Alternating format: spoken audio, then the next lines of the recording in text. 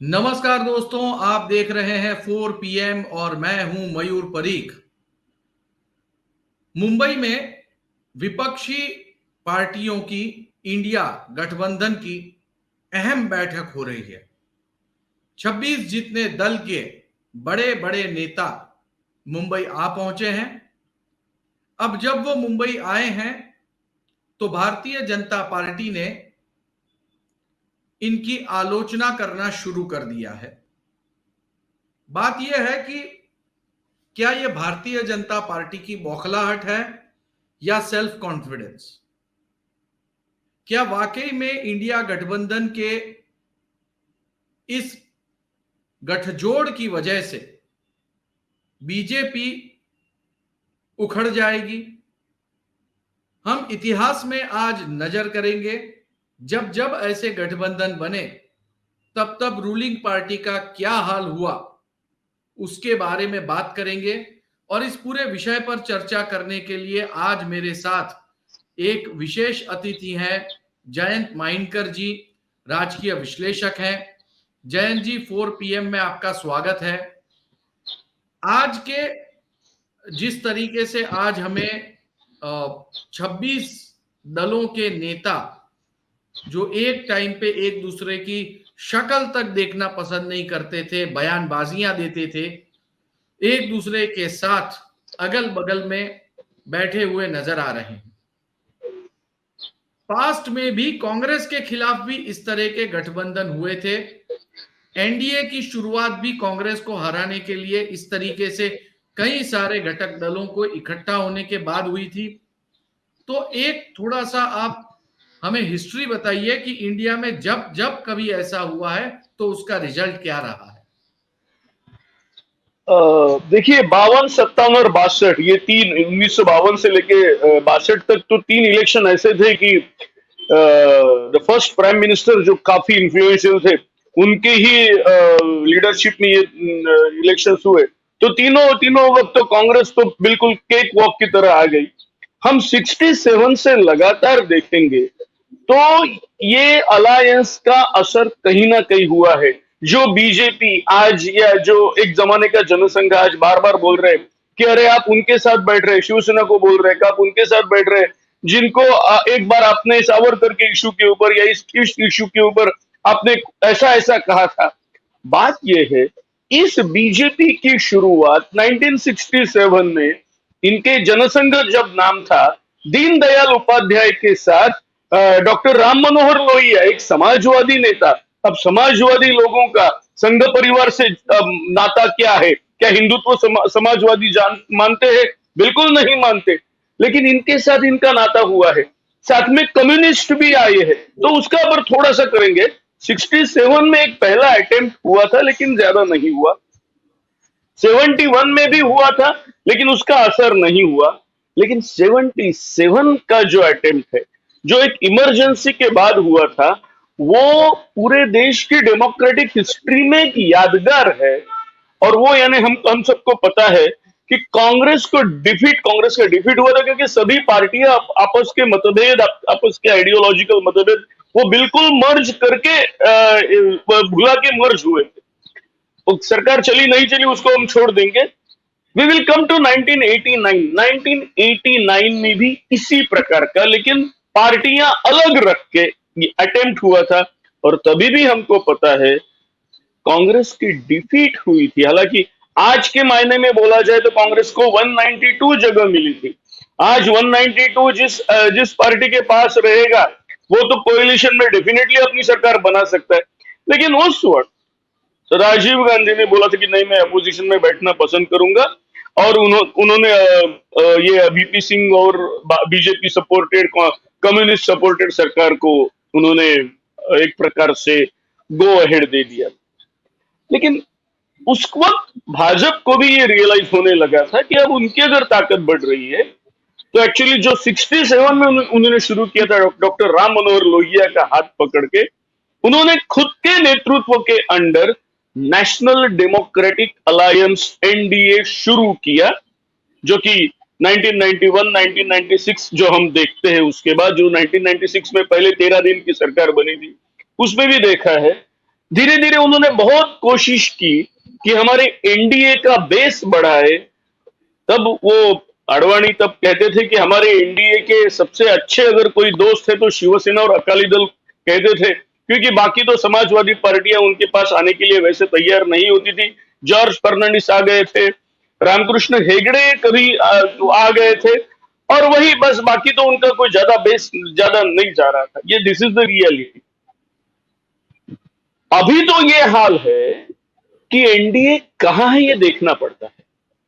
NDA के लिए हमको अजित पवार को दिखाना पड़ता है, एनडीए के लिए हमको एकनाथ शिंदे दिखाने पड़ते हैं, और ऐसा ही एक आधा बिहार में रामकृष्ण मांझी को शायद दिखाना पड़ेगा।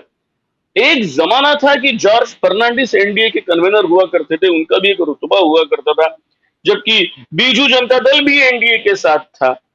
आज बीजू जनता दल, भारत राष्ट्र समिति और वाईएसआर कांग्रेस, ये तीनों रूलिंग पार्टियां फेंस पे बैठी है, देख रही है। ये तीन नहीं है, ये ना इधर है, ना इंडिया में है, ना एनडीए में है, फेंस पे बैठी है, देख रही है। जहां अपॉर्चुनिटी मिलेगी, जहां बार्गेनिंग ज्यादा मिलेगा, वहां जाएंगे, और हो सकता है उनका बेनिफिट ज्यादा होगा। और भारत जैसे कॉन्टिनेंट वाइड कंट्री में ये ऐसे होना साहजिक है। अब हमारे बीजेपी वाले लोग कह रहे हैं कि देखिए आपके ऊपर ये नौबत आ गई, वो नौबत आ गई। एक जरा हिस्ट्री में नजर डालिए, 1967 से लेके आप यहां तक 303 तक जो पहुंचे हैं ना, आपने ये दौरान कितनी बार किस किस से अलायंस किया, ये अगर मैं गिनते बैठूंगा तो ये अपने को ये पूरा एपिसोड तो उसी के लिए करना पड़ेगा, और फिर भी वो पूरा नहीं मैं बता पाऊंगा। इतने इतने जयंत जी, एक सवाल ये है कि जब जब ये अलायंस बना तो सबसे बड़ी पार्टी पर क्या असर हुआ? देखो, अलायंस तब बनता है जब सबसे बड़ी पार्टी ये सभी के सभी सीटें लड़के 272 तक नहीं जा सकते, तो नेचुरली उनको थोड़ा सा, वो जहां जा नहीं सकती वहां जो जा सकते हैं, जो कि रीजनल पार्टीज है, क्योंकि जो भी कुछ बोला जाए, मेरे हिसाब से रियल नेशनल पार्टीज भारत में दो ही है। एक है रूलिंग बीजेपी और दूसरी है अपोजिशन, मेन अपोजिशन कांग्रेस। बाकी बाकी कोई भी अपने आप को नेशनल स्टेटस अगर पाने के लिए उनको नेशनल स्टेटस कॉन्स्टिट्यूशनली मिलता है, लेकिन उसको मैं नेशनल मानता नहीं हूं। एक चार तो नियम ऐसा है, अगर आपको एक परसेंटेज, इतने इतने परसेंटेज वोट अगर 4 स्टेट्स में मिल जाए 28 में से, तो आप नेशनल लेवल की पार्टी बन सकते। और ऐसे माहौल में एनसीपी भी कल तक नेशनल लेवल की पार्टी थी। अब आप और हम जानते हैं कि महाराष्ट्र के 3.5 या 4 जिले के आगे पवार की ये पार्टी नहीं है। जो 4 जिले पुणे से शुरू होते हैं और कोल्हापुर में खत्म होते हैं, ये आप और हम जानते हैं, लेकिन उनको स्टेटस मिलता था नेशनल लेवल का। तो मैं उसमें जाता नहीं हूं। तो नेचुरली नेशनल लेवल की पार्टी को, अगर कांग्रेस को कहीं बार्गेनिंग करना है, कांग्रेस अगर इंडिया करके, तो कांग्रेस तो एकमात्र पार्टी है जो कश्मीर से लेकर कन्याकुमारी तक फैली हुई है, एकमात्र पार्टी है। तो नेचुरली उनको रीजनल पार्टीज को, ठीक है, कश्मीर में फारूक अब्दुल्ला से बात करनी है या पीडीपी से बात करनी है, तो उनको सीट देनी पड़ती है। तो एक प्रकार से जो मेन, जो जिसको हम शीट एंकर बोलते हैं क्रिकेट में, जिसको जो एक आदमी खड़ा रहता है और वो विकेट पे टिका रहता है, तो एक प्रकार से वो विकेट पे टिके रहने का जो काम है वो कांग्रेस कर रही है। और उसको नेचुरली हम कम लड़े, चलो आप 10 लड़ लो, बचे हुए हम लड़ लेंगे, इस प्रकार से करना पड़ता है, क्योंकि वो खुद के भरोसे पे आ नहीं सकते। इसके बिल्कुल अपोजिट एक जमाने में जो कांग्रेस की पोजीशन थी, कांग्रेस के नाम पे, इंदिरा के नाम पे जो हमने स्लोगन सुनी है, नेहरू जी के नाम पे, राजीव के नाम पे, कांग्रेस खुद के भरोसे पे, जो राजीव गांधी खुद के भरोसे पे इंदिरा जी के डेथ असैसिनेशन के बाद 415 लेके आए थे, वो एक जमाना था। आज हिंदुत्व के नाम पे, मेरा अंडरलाइन ये है, हिंदुत्व और गोधरा राइट्स, ये दोनों की वजह से आज नरेंद्र मोदी उस पोजीशन पे है कि जो कम से कम 303 तो वो आ ही गए, अभी कितना भी अपोजिशन इकट्ठा हो जाए, क्योंकि वो जो रेशो है परसेंटेज का वो भी मैं बोल देता हूं। 2019 में बीजेपी को 37.5% वोट मिले हैं। अब 37.5 हम पकड़ेंगे 38, इसका मतलब ये है सीधा सीधा कि आपको 62% लोगों ने वोट नहीं दिया, उल्टा अगर सोचे तो। और ये मैं टोटल वोटर्स इन इंडिया नहीं बात कर रहा हूं, वोट्स पोल्ड की बात कर रहा हूं। अब वोट्स पोल्ड इन इंडिया 62% अगर आपके अपोजिशन में है, उसमें से केवल 3 पार्टी जिसका मैंने जिक्र किया उसको छोड़ दो, लेकिन बाकी पार्टियां अगर इकट्ठा हो रही है तो स्टैटिस्टिक्स सीधा बताएगा कि भैया ये 303 लाना बीजेपी को कठिन है। पर जयंत जी, सीधे ये सिर्फ एरिथमेटिक का नहीं, केमिस्ट्री का भी खेल है। मानता यहाँ हूं, पर मानता हूं। कहीं मामला फंस जाता है। एक मिनट, पहले हम ये मैथमेटिक्स करेंगे और आपके सवाल, या तो आप सवाल पूछ लीजिए एग्जैक्ट। बिल्कुल। हाँ, तो ये जो बात है 62%, हम कितना भी कम ज्यादा हो जाए, जैसे अजीत पवार उधर चले गए, चलिए आपका जो केमिस्ट्री का कहना है उसको भी हम पूरा करेंगे। शिवसेना एकनाथ शिंदे ही उधर चले गए कि क्या शिवसेना पूरे वोट्स उधर जा सकते हैं? कभी कभी दिल मिलते हैं कि जैसे सेना बीजेपी हमको कहने की आदत हो चुकी है, तो क्या शिवसेना वाला बीजेपी को अभी एंटी बीजेपी वोट देगा क्या? ऐसे कई इमोशनल रहते हैं। ये सब मानने के बावजूद 62 कम से कम 50 या 45 तक भी आया। 62 जो वोटिंग परसेंट एंटी बीजेपी गए है, वो मान जाए 50 आ गए, 45 भी आ गए, तो मेरे ख्याल से जो मेरा अभी 35 साल का तजुर्बा बता रहा है कि बीजेपी को 200 से 250 तक रोकना संभव है। ठीक है जयंत भाई, आप जी, कह रहे हैं कि ये ठीक है, ये मैथमेटिक्स तो जुड़ रहा है, लेकिन कहीं ना कहीं केमिस्ट्री जो है इस पूरे मामले को रोकती है, ऐसा आपको नहीं लगता? आप कह जो देंगे मैं हमको ये हाँ, सीट चाहिए, अगर वो सीट आप नहीं पाते हो तो आपकी पार्टी के जो एस्पिरेंट्स होते हैं वो पार्टी छोड़ के बीजेपी में चले जाते हैं, बिल्कुल जाते हैं, और बिल्कुल ये उनका भी बहुत बड़ा वोटिंग का डिफरेंस होता है। तो ये मैथमेटिक्स इतना डीप हो जाता है, ये मैथमेटिक्स गली टू गली और दिल्ली से लेके गली तक बिल्कुल हो कागज और जाता है। पेन लेके बैठना पड़ता है, और पूरे के पूरे गणित को जो है वो नए सिरे से लगाना पड़ता है। तो बीजेपी जो ये आरोप लगा रही है कि आज प्रेस कॉन्फ्रेंस में हमने कई सारे आरोप देखे कि इतनी होटल के खर्च कहां से लेके आए, गरीबों की बात कर रहे हैं अमीरों की होटल में, ये कितने सही है कितने खोखले हैं? अब ऐसा है कि मैं उस पार्टी के बारे में कहना नहीं चाहता जिस पार्टी का कन्वेंशन, या जिस पार्टी के कन्वेंशन के एक जमाने में जब सत्ता में नहीं थे तब उन्होंने एमएमआरडी में ग्राउंड्स में भी किया है, टेंट लगा के जो हमने कवर किया है, और वहां संजय जोशी के बारे में क्या हुआ था ये भी हमने कवर किया, वो छोड़ दो। सत्ता में आने के बाद उनके 5 स्टार लेवल का उनका दिल्ली का ऑफिस से लेके अभी जो एकनाथ शिंदे विधान भवन से लेके सूरत तक, और सूरत से लेके गुवाहाटी तक, और गुवाहाटी से लेके वापस आए, और उनके ऊपर जो आरोप हुए, देखिए हम तो पत्रकार है, हमको इसमें से किसी भी पार्टी के ऊपर हमको कुछ बोलना नहीं है। भैया न्याय सबको मिलना चाहिए, इक्वेलिटी फॉर ऑल ये तो होना चाहिए। तो अगर ग्रैंड हयात का खर्चा किसने किया ये आप पूछना चाहते हैं तो ये भी जरा बता दीजिए, क्योंकि ये घटना पहले हुई कि ये सूरत से लेके गुवाहाटी तक का या विधान भवन का खर्चा वो भी जरा बता दीजिए।